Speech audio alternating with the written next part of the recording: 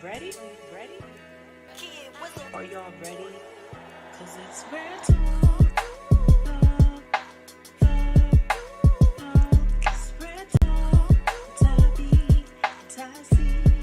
Hey, it's real talk. Rare, authentic, real experiences. Welcome, welcome, welcome. We are here with another fabulous episode of It's Rare Rare Talk. talk. Hey Yes, y'all. indeed. So we are here with co-host, Tabby. and I'm Ty C. So I am excited. We are excited, cousin. I'm going to let you introduce our special guest on today. Yes, y'all. So thank you all that are on. Listen, I don't usually do this because my mind don't be on it, but I'm going to tell y'all tonight. Y'all want to share this.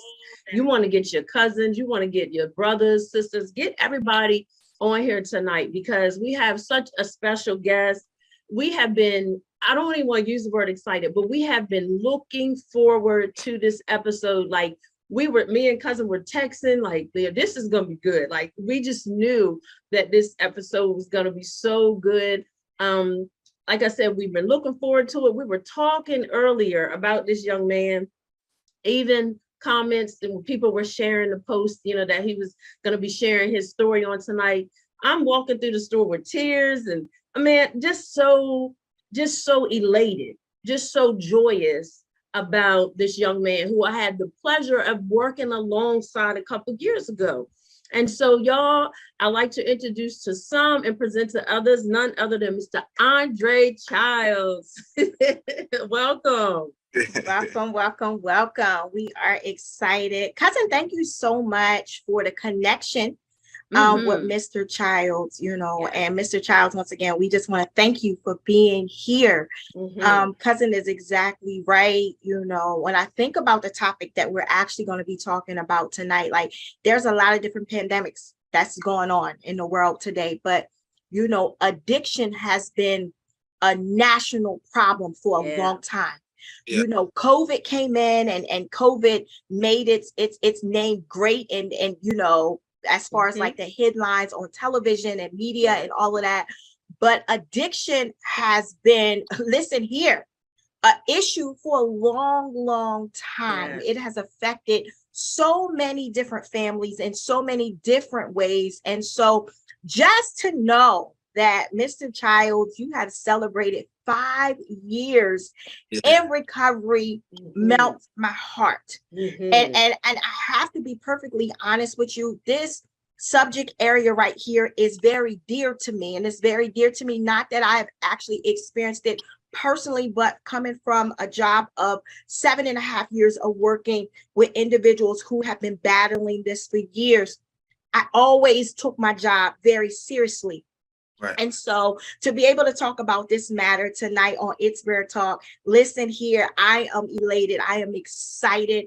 I am excited to hear your story. I love what God is doing in your life right now, right? And so, cousin, I know that, you have this thing where you talk about, we see a person's now, right? But every now has a then.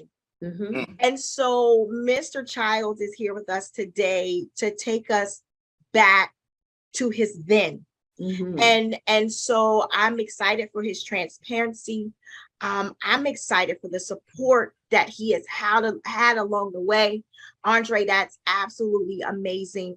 But once again, I'm excited that he made it out, cousin. And I'm glad that you two have an awesome connection. Yes. And once again, just excited to have him on the show. Yes. So welcome, Mr. Childs. Thank you. So we're going to ask that you would take us back to wherever, if you want to do the childhood or teens. Tell us how you were as a kid, if you were quiet, rambunctious, whatever. Give us a little background.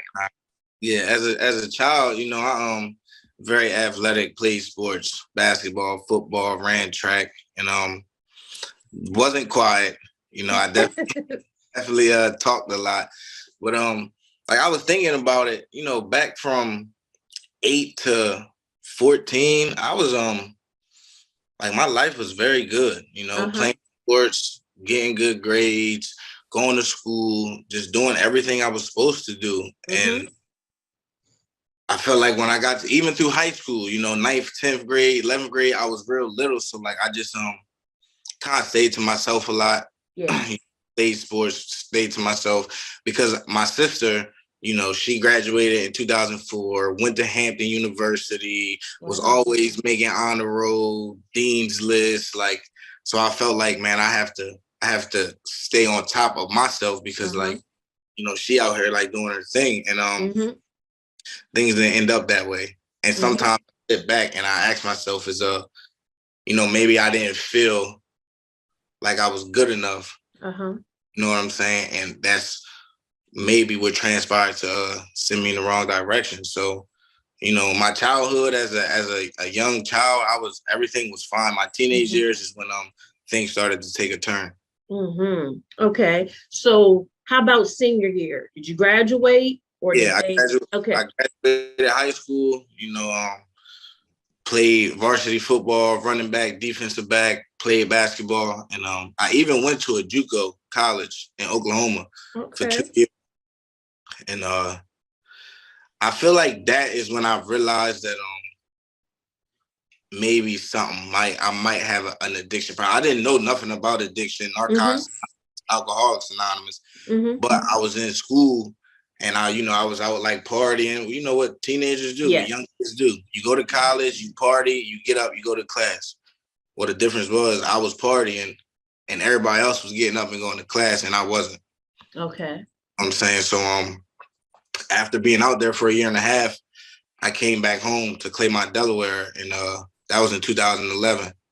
And that's really when I had like dibble and dabble, you know, smoking, drinking, doing some pills here and there. But when I came back from college is when my addiction really took off. Yeah. So it went to a whole nother level. Was it because you just had idle time?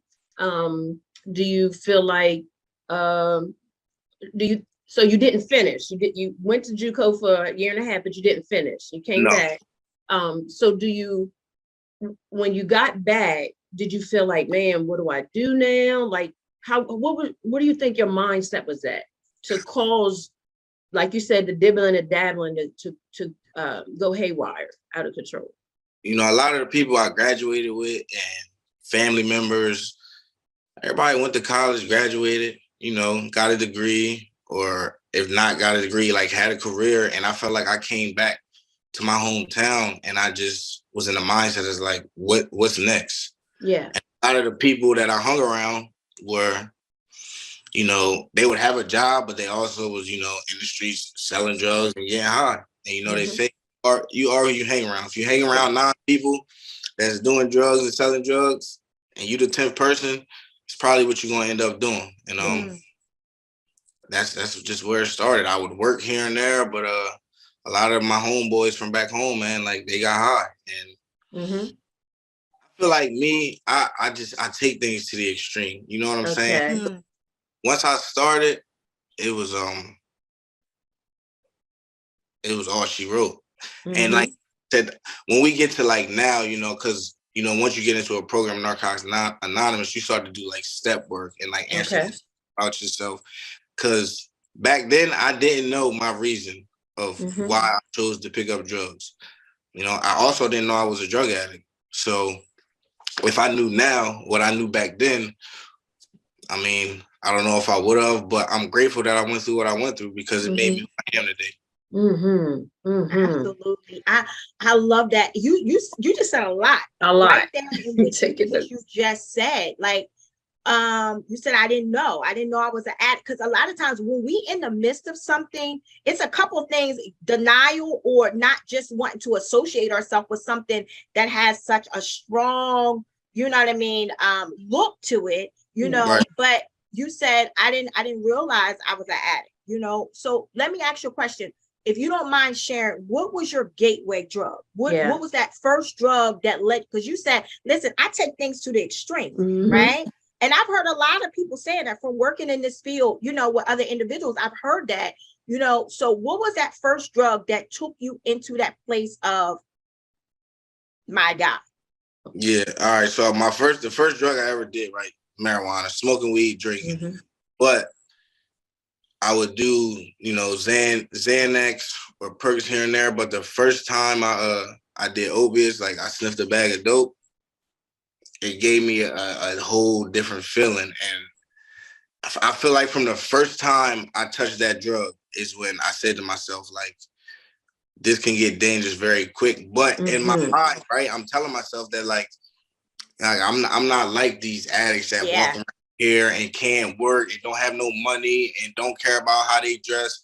I was telling myself like that's not me. So if I want to do this, I'll be able to do this and live a normal life. It didn't work out that way. Yeah. I was going to ask you exactly what we think so much alike, but on to the next question. So were you able to keep it from your family, or when did they find out? So for a while, I hid it from my family, but like my mom is, I'm a mama's boy. That's my dog, that's my rider, that's my my best friend. And I would come in the house some nights and she would see me and she would ask me like, what's wrong with you? I'm just tired. And but my drug use progressed from sniffing dope to like using needles. I shared about this on my anniversary. One specific time, man, I had left some needles in my closet. And my mom, she knew something was going on with me. She knows me. I walk in the house, eyes bloodshot, or my pupils all pinned. She knows something's going on. And she looked through my closet and she found a pack of needles. And she said to me, "We got to figure something out." Because my mom, she's like, "I'm not going to let you die in these streets from using drugs." And it got to a point though that like even when my mom knew and my dad knew and my sister knew, like it didn't matter because now I'm all in. You know what I'm saying? No matter who knows, no matter what people think, I don't care about keeping a job. I don't care what my family thinks. Like I'm in the midst of active addiction. Like I'm all in. Yeah. So it doesn't matter to me. Family events, going to birthday parties, Thanksgiving, Christmas. I'm going in there high at the table, nodding out, falling asleep, and just not caring. So let's talk about that right there, cousin. I want to, because I feel like a lot of times, and after having conversations with different parents of individuals who are active in addiction or struggling with addiction, sometimes if you have never walked that pathway, you don't know what to expect. You don't know what to think. You know what I mean? All you know is that you see your loved one in a situation that's not good, right? Yeah. And so I heard him say, listen, at that point in my life, all I cared about was my addiction, right? And it's because that disease takes over, right? And so that person that they actually seen come into the dinner table and things like that, it was taken over by a different force. Yeah. Yes. Right. And that thing, I heard what you say. You was like, in the beginning, when I took on the heavy stuff, the opiates or whatever, I knew that it could become dangerous. I heard about it, you know what I'm saying? But in my mind, because right at that point, it hadn't taken over your mind. In your mind, I got control over this. Yeah. Right? That's what a lot of people actually believe, that they got control over it. You know what I mean? Not realizing that thing right there, man, that's a demon all by itself. All by itself. Yeah, that thing, it's coming to take over everything. And before you know it, the individual is out of control with it, right?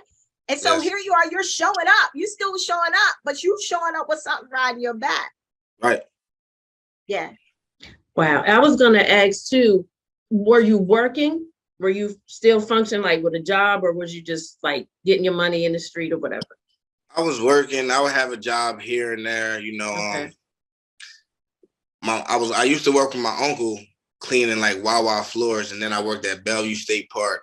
Worked there for about 4 months, got fired. Worked at Stanley's, a restaurant. Worked there for about 7 months, got fired. I would have a job, but I could never keep a job because if I woke up one day and I didn't have no drugs, there was no way I was going to work. And if I did go to work, I would try to find a way to either leave work and go use, leave work and go find some money, steal some money and go use. It was just, I couldn't keep a job if I didn't have drugs. I couldn't do nothing in life.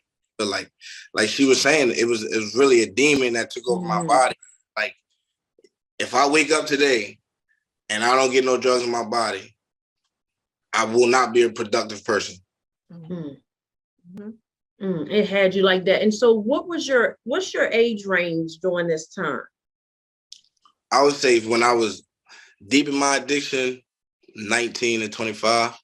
Wow. Wow. 19 to 25. Okay. Mhm. Okay. And so during that time, did you ever seek out try to get any help that, I know your mom was on you and your family, but did you ever go into a facility at that time? Did you ever try, how, because sometimes somebody would try something for 30 days and that didn't happen. So did you try anything? I went to a treatment in Pennsylvania in 2014. I went 2 different times. The first time I went, I completed. I stayed there for 18 days. But at this point, I really was just going because I was trying to make my mom happy. Mm-hmm. You know what I'm saying? And I knew in my mind that I was on a little vacation. The day I left that rehab, I used. Mhm. And my mom is one of them type of ladies where okay, I'm a grown man. She telling me when I can and can't leave the house. And in my mind, I'm like, I'm not. When it comes to getting what I want, I'm going to do what I want.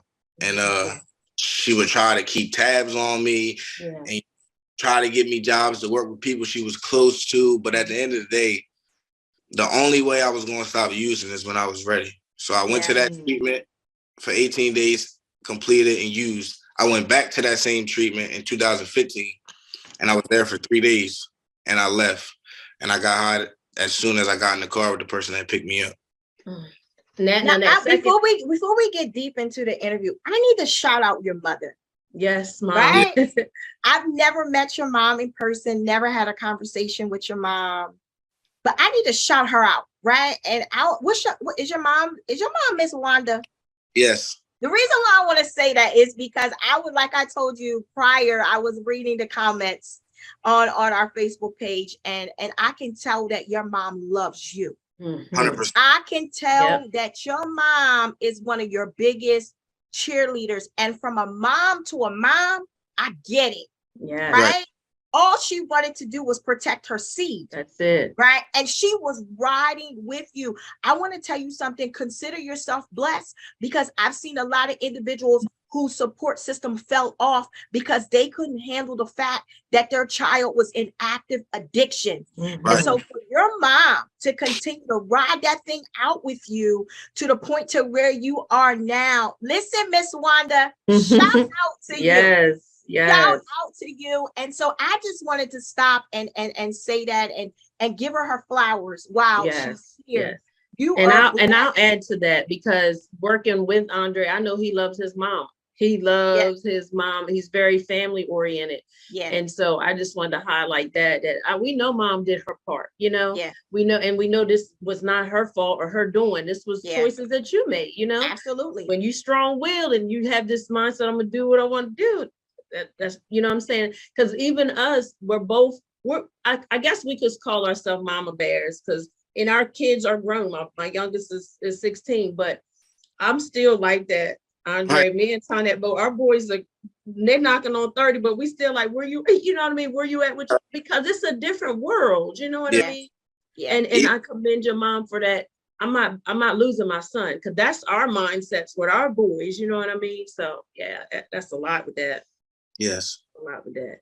But I like what he said, cousin, not to cut you off. No, he said, first of all, he respected his mom enough to try to go, for the simple fact because he knew that would please her. Yeah. But to all of our viewers and individuals who are active in addiction right now, because cousin, we here to throw a line of hope. Oh yeah. Right, Andre, that you are part of the line of hope for individuals who still are part of your then. See, you've crossed over, but it's still some individuals that's still fighting in that place that we're talking about where you used to be. And so what you are doing now is you are physical hope for people to show that I've been there, done that, understand it all, right? But I also know that there is a way out, right? And so, cousin, I like when he said, I went there, because I knew it would make my mom happy, but I didn't go there because I wanted to go. That's right. Right. That's right. So we know that makes a difference in the treatment. That makes a difference in the recovery process. If that's not from your heart, right? If that's not something that you want to do personally, listen here, it doesn't give you that result that you're looking for. Not at all. Not at all. So we want to move forward. We want you to get us to your lowest, like that. I couldn't believe I got here. What was your lowest? I would say I went to Warwick in 2015. So in 2015 was when I'm talking about walking around. I haven't had a haircut for like 7 or 8 months. Track marks all on my arms, on my leg. I'm probably weighing in at like 105 pounds. And at a point in my life where like I didn't want to work, I'm 24, ready to turn 25. And like I'm calling my mom at nighttime, asking her, can she stop at McDonald's and get me a double cheeseburger from McDonald's? Like I'm a grown man with no money in my pocket, not eating, not caring what I look like. If I wanted to go get a haircut, I have to call my dad and try to get some money. I was hopeless. Like I'm talking about down bad, man. And at that time and point, like I didn't really have no hope. Like if I'm being honest, it was times when like I would stick a needle in my arm and like I would hope, maybe maybe this will be it, because I'm tired of suffering and I don't know how to get clean. I went to treatment, that didn't work, and I was okay at 24 years old that like, man, I'll probably die before I'm 25 as a drug addict, and I'm all right with that. But in all reality, I really wasn't okay with that. I was just so far gone in active addiction that I just didn't want to live no more. Jesus. Jesus. The battle became that severe. Yeah. And I believe what you are saying, you gotta excuse me, because man, this topic makes me emotional, because I want to see people win. I want to see people free, and I want to see people healed. And I believe what you just said is what a lot of people feel on the inside. Yeah. You're speaking, you are able to verbalize now what so many people really want to say. Yes. Right? But you said, I'm saying this, but this is not, there's another part of me saying that I do want to live, but I can't kick this thing. Yeah. This thing is too heavy. This thing has overtaken me. This thing has taken me to my lowest point of just not caring. Yeah. Right? And so here we are. That is a very low point. Yeah. Yeah. And cousin called me before the show started. And she said to me, I'm gonna wear a shirt that speaks something inspirational, because when I think of this young man, that's what I think about. And I said to her, there's a call on his life. Yes. And we're talking about right now where you were at your lowest point. We come to encourage somebody on the day. That's good. You said I was at my lowest point where you say I'm done. Right? Cousin's shirt says, long story short. God saved my life. God saved my life. Yeah. Many inspirational shirts. But when I was thinking about what shirt I was going to wear on the show, when I was thinking about the show all day long, if I could show you the dialogue between me and my cousin texting about this show, all I could think about was this word right here for your life. Purpose. Yes. Purpose. Yes. Your life is purposed. Yes. That's what your mind was saying, but God had another plan for your life. And so here we are at this point right here, and you're saying, I don't want to. What was the turning point? Where did this shift come in at? I was sitting in my kitchen with my mom and my sister on Easter 2015. And we had Easter dinner, just me, my mom, my sister, and my nephew. And I remember, man, my sister sitting at the table, like she's also one. You know, my mom, my whole family supports me very. But this particular moment, it was me, my mom, and my sister sitting in my mom's kitchen, and I just remember like my sister just crying and asking me like, "Why can't you stop?" She's like, "I don't understand. Why do you have to live like this? Like, why can't you do something different? You've been to treatment, it hasn't worked.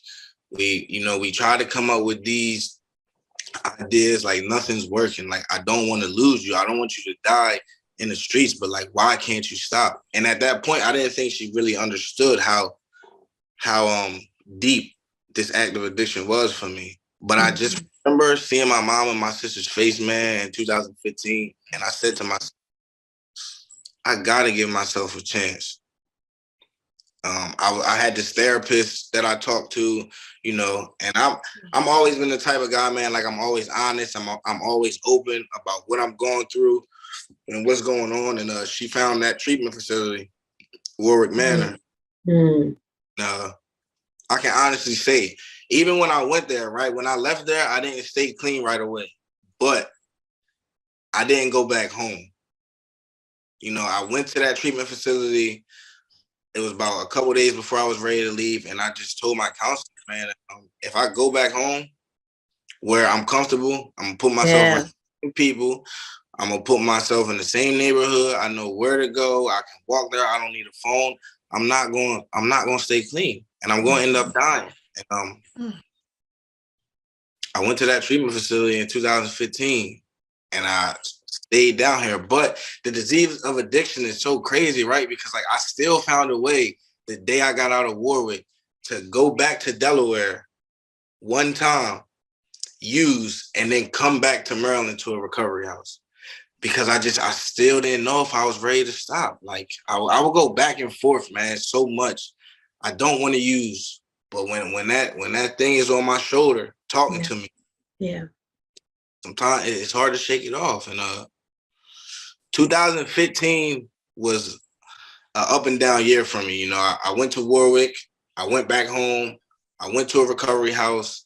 I got a couple months clean. I think I had like 90 days clean. I got kicked out of the recovery house. I went to another recovery house. I kept using. I went back home, continued to use, then came back down here in October of 2015 because I said to myself, the only place I've ever got any type of clean time was on the Eastern Shore. And I felt like when I went back home after being down here, it wasn't even about like being in a dark place. It was just about the years that I've spent in Claymont, Delaware doing that, and the 90 days that I spent up here clean. And I said to myself, I'm tired of living this way, man. Like, I'm just tired, you know, and now I'm gonna go down there and give it 100% shot. You know what I'm saying?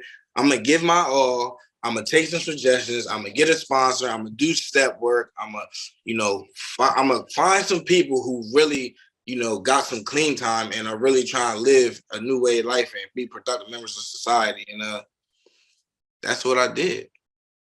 And you know, my story, relapse is a part of my story, right? Like I had years clean from October 2015 to October 2017, and then I relapsed after having 2 years clean. And even just sitting here thinking about that, man, like I know what I did wrong. I know what happened, because it wasn't like I wasn't happy, you know? Yeah. Those 2 years was the best 2 years of my life.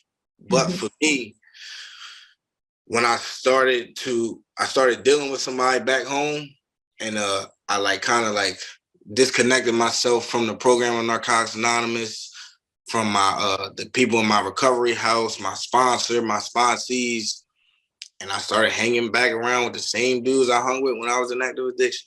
But I thought I was okay because I had 2 years clean.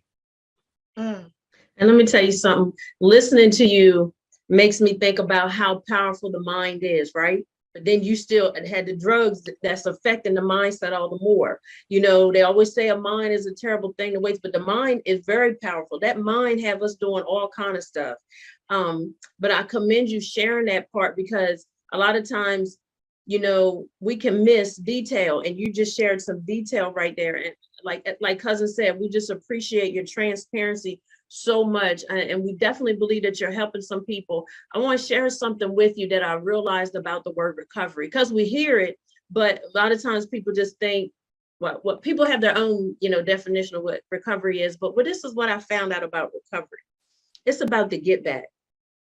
That's in Latin, that's what it is. It's get back. It's getting back and getting back what we lost. Now, my struggles weren't your struggles. I don't have your story, but I definitely had some things that I had to recover from. So I had to get myself back together, my mind, you know, healing, all that stuff.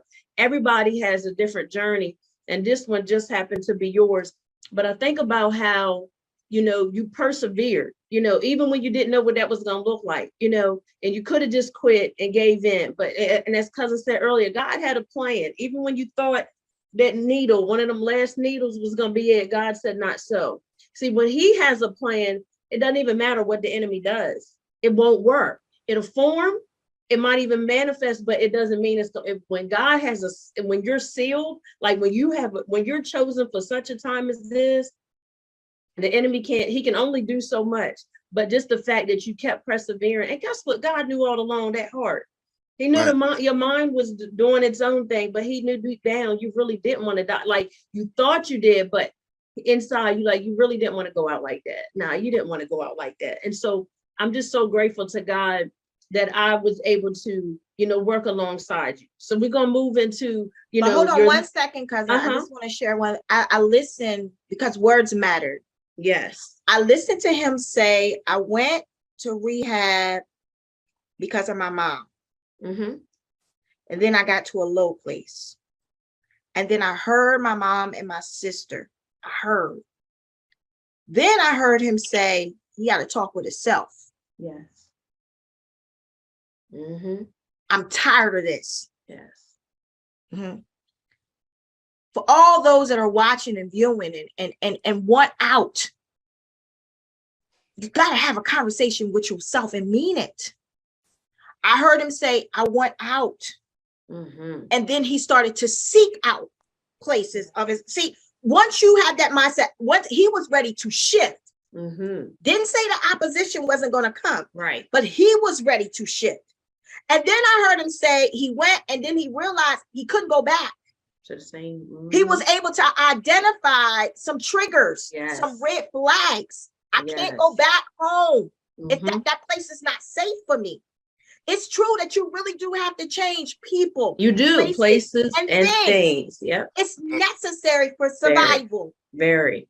Right? He wasn't strong enough to go back to those places yet. And now he's starting to admit some things to himself. Mm-hmm. Now he's realizing he's now talking to the man who he sees in the mirror.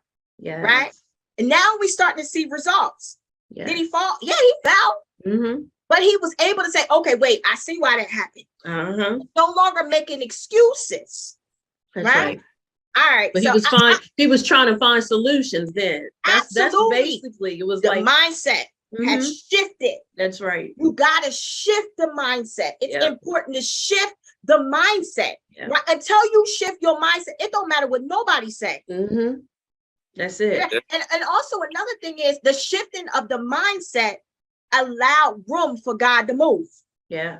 See, I believe there's a lot of people that addiction, and Andre, you can, you know, comment on it. There's a lot of people that addiction has took out of here. Oh, yes. Yeah. A lot of individuals have died, unfortunately, from overdose. Mm-hmm. It's happened. It's true. I believe God had a plan for all of their lives. That's right. Come on now. There's a plan for everybody's life. But listen, he can't work where we don't give him room to work. Mm-hmm. When you shifted your mindset, because what you don't understand is, listen here, there was a word that was spoken over your life. Yes. And I'm assuming from reading a message, right? The mom commented and said, I'm so proud of you, son. And then there was a pastor who commented last night. I'm reading these text messages, and I'm telling you right now, Andre, my spirit was jumping. Yes. There was a pastor who then commented and said that she was proud of you. I don't know this pastor. She said that she was proud of you And she said that the Lord is going to do great things in your life. And she told your mother that she was proud of you and she hasn't seen nothing yet. Your mom came back and spoke the words that you spoke over his life. Yes. I need you to hear what I'm saying. This is why I know you have purpose. This is why I know God saved your life. There were some words that were spoken over your life. Your mother said the words that were spoken over your life helped her during the most difficult times of your life. There was a word, right? And so what happened is when your mind shifted, now you have given God room to work. Yes. And every word that has been prophesied over your life, as long as you give God room to work, I want you to hear what I'm saying, young man, because I believe the world ain't seen nothing yet. Everything that you went through, it was for your good. And that's what you're going to help somebody else. But everything that has been spoken over your life, as long as you give God room to work, he can work. You ain't seen nothing yet. You have not seen nothing. I want you to hear what I'm saying. You have not seen nothing yet. Yeah. This is the beginning of great works for you. Yeah. And everybody does have a yet, but the yet is based on your yes to God. Your yes, because he doesn't force anything. Right. You know, and as cousin said, your ministry may not be behind no pulpit, but you definitely got a street ministry and on the court. That's because you sharing your testimonies, helping other people. You know what I mean? You saving folk when you open your mouth. That's why you can't be quiet. Yeah. You can't be quiet. So when I called you, when we were talking about our shows and our topics, so we're strategic. We don't believe in just doing anything just to be doing it. That's not where we're at. Everything that we do has to be purposeful. So when we were talking about one of the topics was recovery, and we were like, who do we, you know, and God instantly put you on my mind. And so cousin asked me like how many years you have been clean. And I told her, and she was like, are you sure? I said, all I gotta do is ask. I'm gonna ask. And so when you responded back and you called me, you was like, with no hesitation, yes, I'm ready. I'm gonna do this. And let me tell you something, because you did this, this is another leap. You're overcoming all the more. Every time you share it, you are overcoming. And I love when you were talking about the steps in the STEP program. So that's what every day is. It's step, one step at a time. It's not about getting to the end right away. It's step by step. And you definitely have a calling, and you definitely matter. And I just think about your now, because working with you, and I didn't grow up around you, only knew what you shared with me, but working with you, I seen, you know, how you were so family oriented. You would bring your nephew on the trips, stuff like that. And, you know, just being hands-on with the kids, very manneral, you know, you have your mannerism. Like, so I know mom put in that work. You know, you were a gentleman. And I wanted to publicly say that you were a gentleman. We worked in close proximity. You were a gentleman the whole time. And the only thing I would want you to change, you can drop the miss and call me sis, okay? Because she's like, oh, don't make me feel so. just call me sis, okay? Okay. Yeah. But I got you. I've been able to experience your now with you, working with those you trying to save them, telling them your story. Yeah. You know what I mean? And so I'm just so elated that this is just a step. You know, you're going to have more opportunities to share. You're going to have more opportunities to be a light and a witness. And we definitely want to bring you on board for some things that we desire to do. So, cousin, I'll let you go, because I'm feeling like listen. So I want to talk about his now. So we heard about that last time that you used, and you was able to identify why, and you realized you had went back into some old places. Take us from that point to now. All right. I celebrated 2 years in October 2017. It was like the second week of October. Then I relapsed like November 1st or something like that. And my relapse was from November to December 6th. My last day using is December 6th. And I'll never forget it because, you know, I was going back and forth down 301, going to Delaware. And I was driving back. You know, it's like an hour, 45-minute drive. I'm driving back, no music. I had used, and I just was driving on the highway doing about 45 miles an hour, man, no music, with tears coming down my eyes, asking myself, how did I get here? I know how I got here because I know how I got the 2 years clean that I got, and I stopped doing what I was doing when I was in recovery. So I know how I got here. And I picked up the phone, I called my sponsor, and I'm like, man, listen, I'm driving back to Maryland.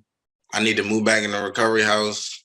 I give you my phone, I give you my car keys, I give you my wallet, I give you everything I got.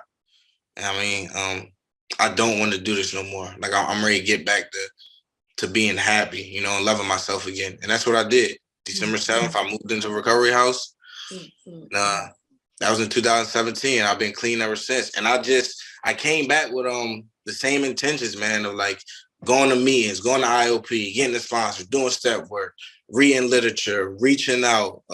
You know, I already had a network because I had some clean time before, and just taking it one day at a time, you know. And over the years, over the last 5 years, man, as y'all know, you know, I had a son who, man, on my worst days, clean, man, like, you know, because life is not always easy. You know what I'm saying? Just because I got clean does not mean that every day is going to be great. And that doesn't mean that I'm not going to think about using. You know, I used to ask myself, like, man, with the clean time that I got, like, if I share about I want to get high, like, are people going to judge me? But at the end of the day, like, I'm a drug addict. I'm just in recovery. Yeah. I got 5 years clean, so the thoughts still won't come, but thoughts aren't facts. You know what I'm saying? Like, I can think about using, I just don't got to act on it. And if I go into a meeting and I share about it, usually the thought goes away. And as long as I don't obsess about the thought, you know, think about it for a couple minutes. All right, come on, man. Like, we're not going back to that, you know, and keep it moving. But even on my worst days, man, like that little boy that's in the living room with my girlfriend right now, you talking about motivation. Of course, like, I did this for myself, right? Like, when I came in here this last time, I'm like, I'm not doing it for my mom. I'm not doing it for my friends. I'm not doing it for nobody but me. You know, I want to be clean. But today, like, it's not just about me. You know what I'm saying? Because like, I got to show up as a father, you know, as a friend, as a brother, as an employer, but most importantly, like, for him. Because y'all know, man, a lot of kids grow up without fathers. Yeah. And one thing that I'm not going to let happen is Baby Dre grow up without his dad, or Baby Dre see his dad in active addiction, because he don't know that guy that was in active addiction, sticking needles and smoking crack. He's never seen that guy. And he don't have to. No, he doesn't. That's good stuff. Doesn't have to. And, I honestly believe, man, that like where I'm at today in my life, like, as long as I continue to do the things I need to do, he's never going to see that person. Wow. I love that. I love that. And I got to see him before we got on. He was like, who's that? He's so cute. He is so cute. So let's share a little bit more about your support system, because we one of the things we were talking about earlier is a beautiful thing to have it. Everybody doesn't have it. And, you know, we wind it down, you know, to the end of the show, this interview, but to have that, as Cousin was saying, everybody doesn't have that. How does that make you feel? How does that make you feel? Makes me just feel loved, you know, and it also reminds me that, like, the things that my mind was telling me when I was in active addiction wasn't true. You know, that was just me being caught up in the grips, because I could easily say, like, oh, my family don't care about me. My family doesn't love me, so I'm gonna go get high. Like, nah, that wasn't the case, because as you can see, like, my family shows up. I got NA family that's not intermediate family, but I mean, they show up on a daily basis. When I celebrated 5 years clean, man, my family it was like 30 of them that came down here to drive 2 hours to Cambridge, Maryland, to sit in the church and listen to me share my story. Wow. And I truly believe that if it wasn't for my Narcotics Anonymous network, man, like the guys in my network who I can get vulnerable with, it's been multiple dudes that I'm talking about, I've like real tears cried on their shoulders, or vice versa. And, you know, as men growing up or coming in Narcotics Anonymous, we got this mask on that, like, oh, we can't get vulnerable with another dude. We can't cry to, you know, they'll think we're soft, but like all that, for me, that was just a mask, man. Today, like, all my homeboys in Narcotics Anonymous to tell you that I go in the meeting, I share with them, I share in the meeting, I cry on their shoulders, I cry in the meeting, because like at the end of the day, I'm willing to do whatever it takes to get another day clean. Yeah. Yes.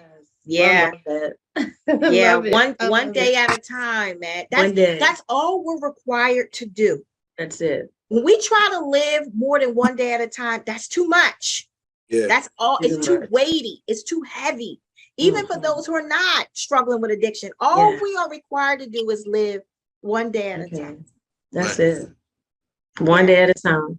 And so just know, we encourage all of our listeners, just know if you have that support system, reach out to them. You know what I mean? We Out, don't man. have to be islands. I said, pick the phone up, call somebody. Exactly. Exactly. A lot of times people suffer in silence by choice, or pride gets in the way. And I'm glad that you even shared about, men can cry, because when you don't shed tears, that keeps you prideful. But God Yeah. is closest to those that are of a contrite spirit, a broken heart. That's what God is, because that's saying, okay, I can get in. It's like breaking up that fallow ground of the heart. God can really get in. And that's all he wants. That's what he wants for all of us, just to be able to come in and love on us and show us that we have purpose. He has need of us. And so we're so, again, elated that you shared this time with us, and all those that are on here. Anything you want to say that we didn't add, anything you want to share to any of those that are listening right now, or may come back and see this later? Anything you want to say, you have that liberty to do so. Just want to let everybody know it's possible, man.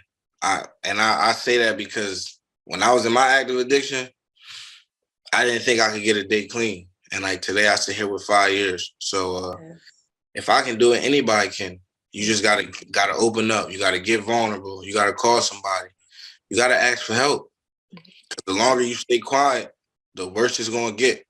And I'm saying that with experience, because there was so many times, man, where I wanted to reach out for help, or I wanted to cry out for help, but I didn't want to be judged, or I didn't want to be called a dope fiend or a crackhead or a junkie. But at the end of the day, like, my pride was getting in the way.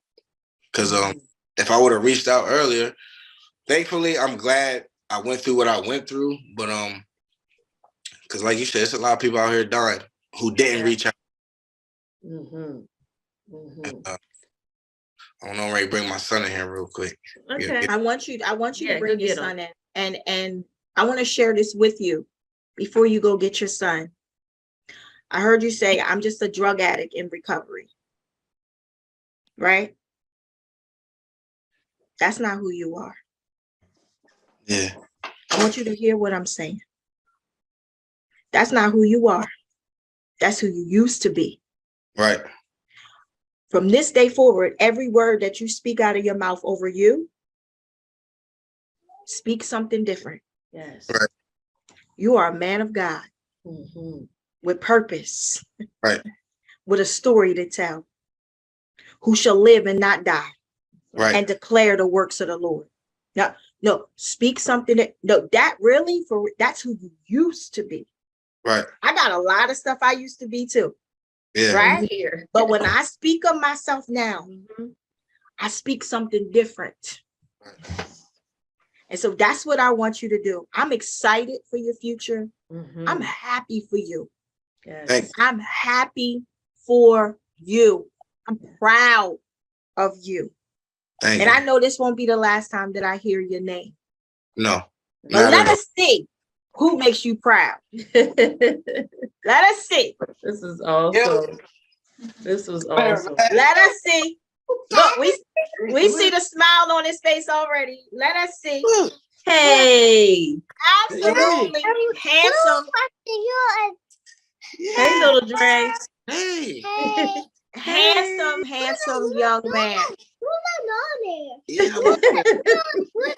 Yeah. Listen, we see the smile. No, listen. We see the smile that he actually Yes. puts on your face. Mhm. Continue to be that great father. Continue to make memories with him. Right? Remember what you said. What he don't know, he don't have to know. It's a fact. You Mhm. continue to make life great for you and him. Thank Hi, you. little Andre. How are you doing? Nice to meet you, sir. Nice to meet you. It's here. He be talking. And here. Hmm? Why got that in here? The light. They Why you need got the- that in here? That's Don't a you love that blessing. curiosity? I Yes, love it. that's a blessing. Go So, ahead, cousin. I'm just gonna say, so again, Andre, we appreciate you. We want you to stay motivated, stay encouraged. Remember, it's a one day at a time.